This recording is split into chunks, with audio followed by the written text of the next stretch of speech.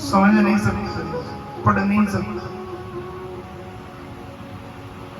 वेद की भाषा को समझना पढ़ना बहुत कठिन है। इसलिए व्यास जी ने हम सबके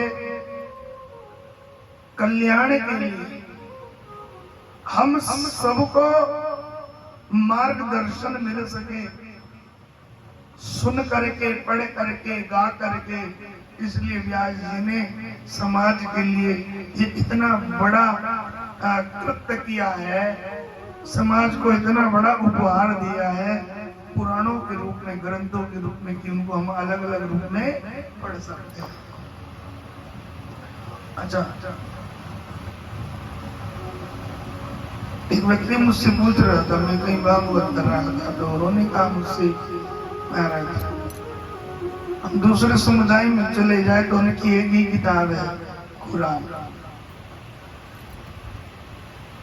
दूसरे में जाओ तो ईसाई परंपरा जो है वो बाइबल, और दूसरे में जाओ गुरु ग्रंथ साहिब, एक ही किताब। लेकिन हमारे यहाँ तो समझ नहीं आता किसको पढ़े, किसको छोड़े, क्या करे। 18 पुराण है, 6 शास्त्र है, उपनिषद है, ये है, वो है। तो हमारी भी एक ही है, और एक उस पुस्तक का नाम वेद है। क्या है बोले? वेद। पहले वेद एक पुस्तक थी, वो 4 बने।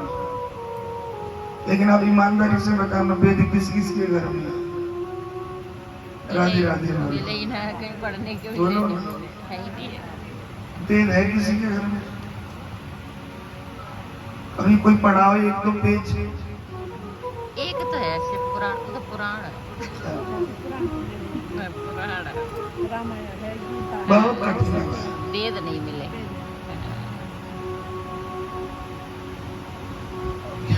कोई नहीं, लेकिन कोई आपसे पूछने लगे कि भाई हमारी एक वो किताब पुस्तक कौन सी है, इसको हम एक माने, तो वो है वेद। तभी हमारी ये लगाते वैदिक सनातन परंपरा। कौन सी परंपरा है? वैदिक सनातन परंपरा। हमारा जीवन किसके अनुसार हो? बोलो, वैदिक सनातन परंपरा के अनुसार। राधे राधे बोलो, राधे राधे। सबसे अंत में, उसके बाद कलम छोड़ दी थी किन्होंने? व्यास जी। फिर कलम नहीं, सबसे अंतिम उनका पुराण ये है, श्रीमद् भागवत पुराण।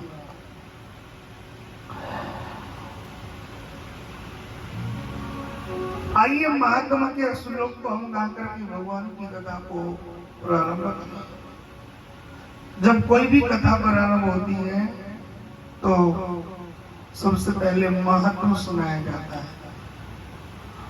महात्मा का मतलब होता है कि जो हम सुनने जा रहे हैं उसका हमारे जीवन में क्या महत्व है, उसका हमारे जीवन में क्या लाभ है, इससे हमें क्या प्राप्त होगा। अच्छा, महात्मा कभी भी कोई भी ग्रंथ अपना महात्मा अपना आप नहीं गाएगा। भागवत का महात्मा स्कंद पुराण से लिया गया है, और यहाँ पर महात्मा के श्लोक को प्रारंभ करें। अपने अपने सर पर हम लोग एक वस्त्र रख करके इस श्लोक को गाएंगे।